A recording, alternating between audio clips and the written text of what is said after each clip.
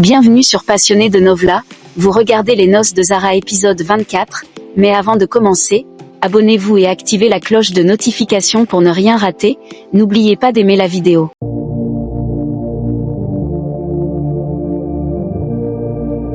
L'épisode s'ouvre sur Zara et Ayesha en train de préparer le repas lorsque Rükçar arrive, mais Ayesha lui dit qu'elles ont déjà terminé.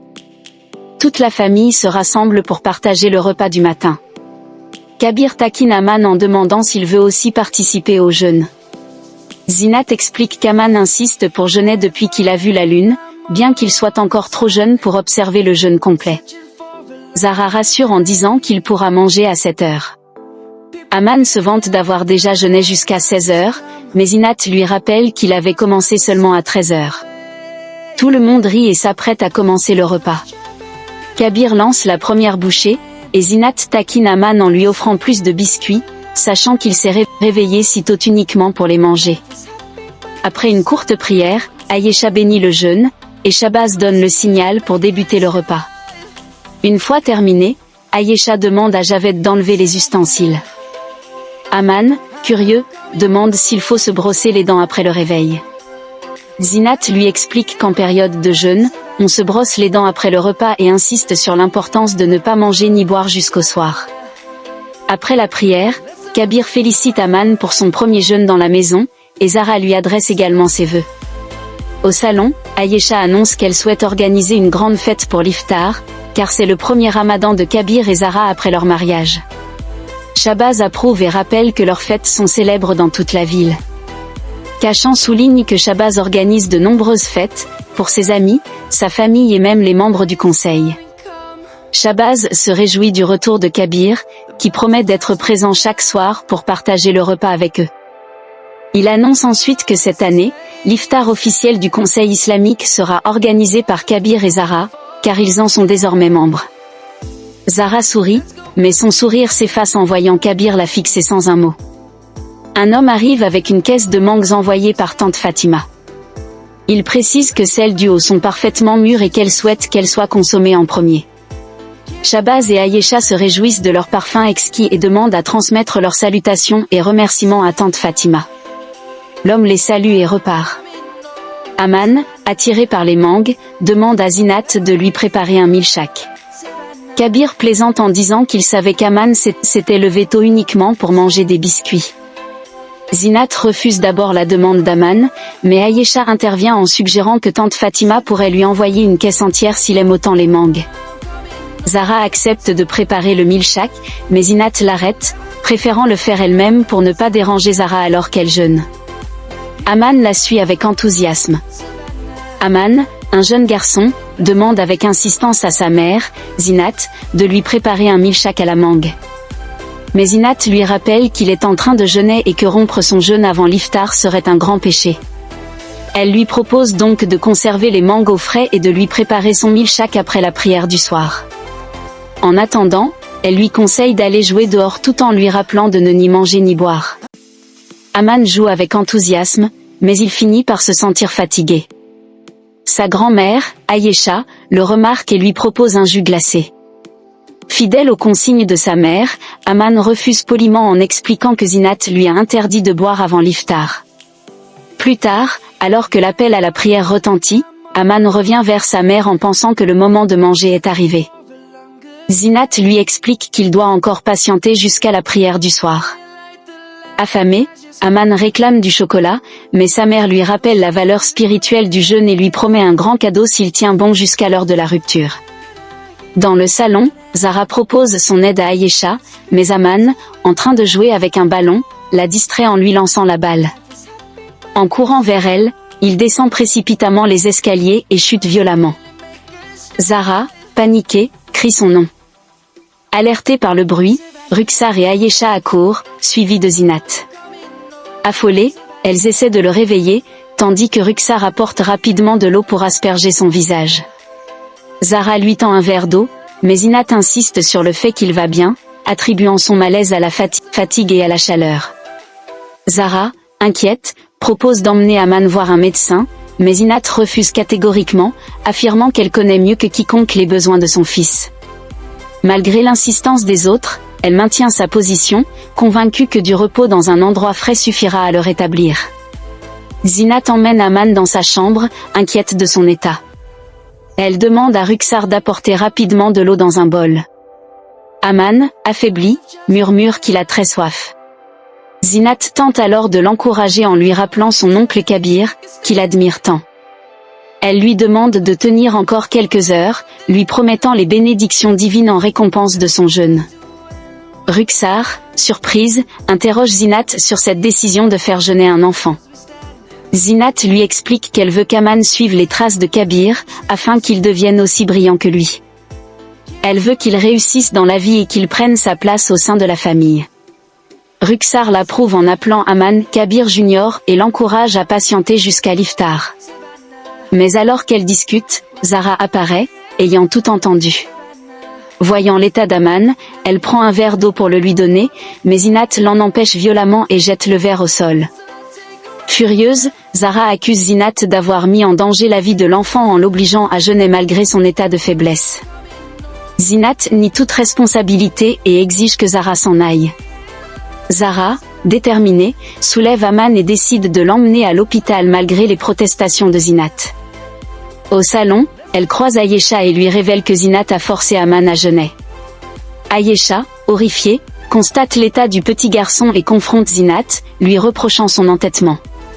Zinat tente de se justifier en disant qu'Aman avait lui-même exprimé son enthousiasme pour le jeûne.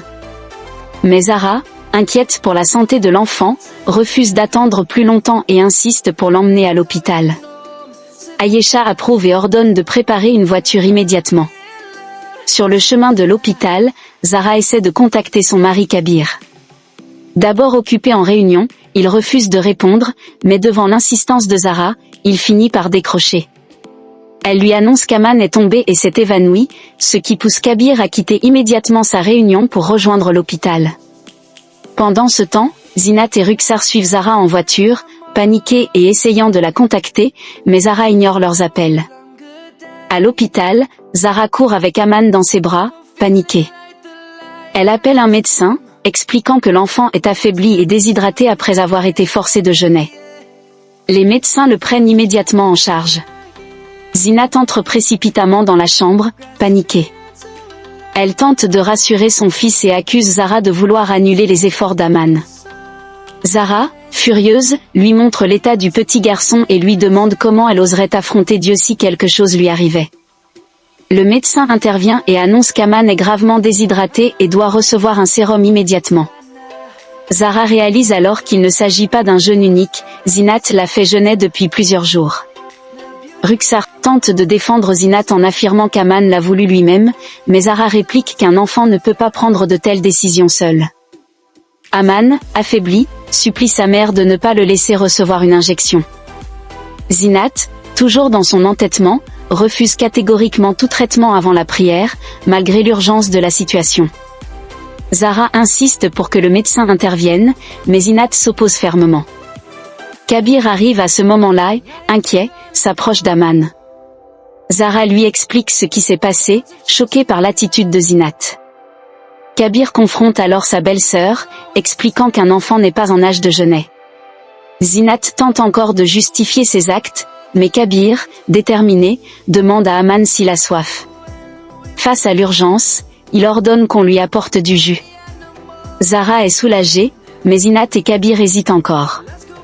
Pendant ce temps, Ayesha, inquiète, tente en vain de joindre son mari Shabazz et son fils Kachan. Frustrée, elle exprime son exaspération face à leurs responsabilités professionnelles qui les empêchent d'être présents pour leur famille en temps de crise. Elle demande à son serviteur de retrouver Shabazz et Kachan immédiatement. Zara l'appelle pour la rassurer en lui disant qu'Aman a été pris en charge et que Kabir est à l'hôpital. Rassurée, Ayesha promet de venir dès que possible. De retour à l'hôpital, le médecin avertit que l'état d'Aman est critique. Kabir reproche sévèrement à Zinat son obstination, lui expliquant qu'un enfant ne doit pas être forcé à accomplir un devoir qu'il ne comprend pas encore. Zinat, en larmes, avoue qu'Aman voulait suivre son exemple, ayant appris que lui-même avait commencé à jeûner très jeune. Elle supplie Kabir de sauver son fils tout en respectant son jeûne. Kabir se tourne vers Dieu dans une prière silencieuse, confiant le destin d'Aman à sa volonté. L'infirmière apporte du jus, et Zara s'apprête à le faire boire à Aman, mais Kabir l'arrête. Il insiste sur le fait qu'il reste encore peu de temps avant l'iftar et qu'il devrait essayer d'aider Aman à tenir. Zara s'oppose fermement, rappelant que le jeûne n'est obligatoire qu'à partir de 12 ans, mais Kabir, convaincu que Dieu protégera l'enfant, encourage Aman à poursuivre son jeûne jusqu'au bout. Prenant la main d'Aman, il le motive à tenir encore quelques heures, affirmant qu'il est courageux et fort, comme son oncle. Il rassure Zara en lui rappelant qu'ils sont entourés de médecins et qu'ils doivent avoir foi en Dieu. Malgré son inquiétude, Zara cède, priant pour que l'enfant tienne jusqu'à l'iftar sans que son état n'empire. Après un moment, l'état d'Aman se détériore visiblement.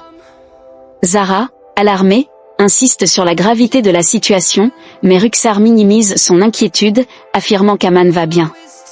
Zinat, aveuglé par sa foi, pousse Zara en lui ordonnant de ne pas intervenir, convaincu que le Tout-Puissant protège son fils. Pourtant, Zara remarque qu'Aman frissonne et insiste sur le fait qu'il est en danger. Kabir tente de calmer la situation, persuadé qu'Aman peut encore tenir. Mais Zara, refusant de prendre davantage de risques, décide d'agir. Elle saisit le verre de jus pour le donner à l'enfant malgré l'opposition de Kabir. Elle lui rappelle qu'aucun devoir n'est plus important dans leur religion que de sauver une vie. Elle force alors Aman à boire, mais à peine le liquide avalé, son état s'aggrave brutalement. Il perd connaissance sous les cris affolés de tous. Le médecin arrive en urgence et annonce qu'il faut immédiatement l'emmener aux soins intensifs. Kabir soulève Aman et court avec lui vers les urgences, tandis que tout le monde panique. Zinat, effondré, accuse violemment Zara d'avoir tué son fils. Kanchan, tout juste arrivé, tente de comprendre la situation. Zinat hurle que son fils a jeûné pendant 11 heures et insinue que le jus donné par Zara serait responsable de son malaise. Kabir intervient fermement, lui rappelant qu'elle est celle qui a forcé l'enfant à jeûner et qu'il devrait prier au lieu de chercher un coupable. L'angoisse gagne tout le monde alors qu'ils attendent des nouvelles. Finalement, le médecin sort de la salle et annonce qu'Aman est hors de danger. Un immense soulagement envahit l'assemblée. Zinat remercie le médecin, mais ce dernier pointe Zara et lui dit que c'est grâce à elle qu'Aman a été sauvé. Sans son intervention au bon moment, le garçon aurait pu succomber. Ayesha, reconnaissante, serre Zara dans ses bras et l'embrasse sur le front, émue et soulagée que son petit-fils soit sain et sauf. C'est la fin de l'épisode. Merci d'avoir regardé, n'oubliez pas de vous abonner.